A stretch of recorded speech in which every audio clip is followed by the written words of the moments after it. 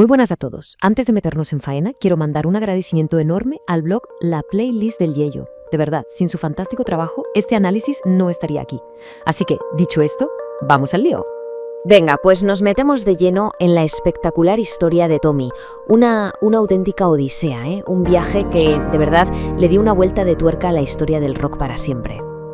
A ver, para entender bien de dónde sale Tommy, tenemos que empezar casi por el final. Por la locura, pero locura con mayúsculas, en la que se convirtió todo. La película que dirigió el legendario Ken Russell en 1975. Fíjense lo que decía la crítica. La describían como un espectáculo insólito. Y no es para menos. Era un viaje psicodélico en toda regla, que captaba a la perfección toda esa exageración del glam rock de los 70. Y es que el reparto era de otro nivel. Para empezar, teníamos a un Elton John con unas botas de plataforma, gigantescas. Luego estaba la increíble, la potentísima Tina Turner haciendo de la amenazante reina del ácido. ¡Qué personaje! Y ojo, que hasta el mismísimo Jack Nicholson se apuntó a la fiesta con un cameo, casi nada. Vale, y aquí llega la pregunta del millón. ¿Cómo demonios se llegó a crear esta obra maestra tan surrealista? ¿Cómo se llega hasta aquí? Pues para eso hay que darle para atrás a la cinta. Hay que rebobinar.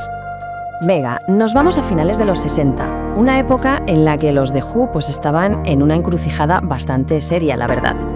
Y es que, aunque parezca mentira, con la fama que tenían, la banda estaba hasta arriba de deudas. Necesitaban, pero con urgencia, un pelotazo comercial para no irse a pique. Y aquí es donde entra la mente de Pete Townshend, el guitarrista y el cerebro de la banda. Él tenía una visión que iba mucho más allá. Estaba harto de los singles de 3 minutos y quería crear algo realmente épico. Pero no era solo una cuestión musical. Townshend en esa época estaba metido en una búsqueda espiritual muy personal. Le marcó muchísimo la historia de un gurú indio, Meher Baba, que se pasó décadas sin hablar. Y esta idea del silencio, de la diferencia entre ver las cosas y sentirlas de verdad, justo ahí, está el germen de toda la historia. Y de esa chispa, de esa idea tan profunda, nació él. Nació la inolvidable y complicada historia de Tommy Walker. Y menuda historia, ¿eh? Es un viaje desgarrador. Lo tiene todo, un trauma infantil que lo deja aislado del mundo, su redención como un genio del pinball, hasta convertirse en una especie de mesías para que al final, ¡zas!, todo se venga abajo. Una montaña rusa de emociones.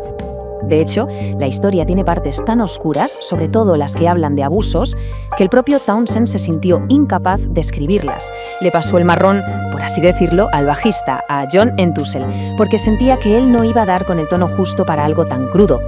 Bueno, pues con una historia tan potente sobre la mesa, la banda se dio cuenta de que necesitaba algo más. Necesitaba crear una forma completamente nueva de contarla con música. Y así nació la ópera rock. O sea, fueron unos pioneros. Un disco que no era solo una colección de canciones, no. Tenía personajes, un argumento, un desarrollo. Vamos, que demostraron que el rock podía ser tan complejo y ambicioso como la ópera clásica. Pero ojo, que hubo un momento clave. Las primeras maquetas eran por lo visto un poco demasiado serias, demasiado intensas, y fue un crítico, Nick Cohn, el que le dijo a Townshend, oye, a esto le falta algo. ¿Y qué hizo Townshend? Pues se sacó de la manga la icónica Pinball Wizard. ¡Pum! El gancho pop perfecto que el álbum necesitaba. Y el resultado fue espectacular. Salió el 23 de mayo de 1969 y fue un bombazo comercial. No solo salvó a la banda de la ruina, sino que cimentó su leyenda para siempre. El impacto fue sísmico, inmediato.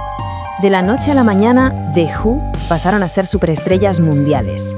Pero lo más importante es que abrieron una puerta. Demostraron que un álbum de rock podía ser mucho más, inspirando a un montón de bandas que vinieron después. Pero claro, la cosa no se quedó ahí. El álbum fue solo el pistoletazo de salida. La historia de Tommy era demasiado grande, demasiado potente, como para quedarse encerrada en un disco de vinilo. Y es que la historia ha tenido varias vidas, se ha ido reinventando. Primero, claro, fue el legendario álbum. Después vino esa película de culto tan salvaje de la que hablábamos al principio. Y años más tarde, hasta se convirtió en un musical de éxito en Broadway. Y todo esto nos deja con una pregunta final, una reflexión.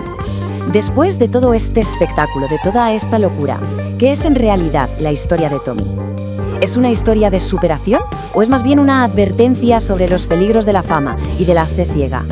Y con esa pregunta en el aire lo dejemos por hoy.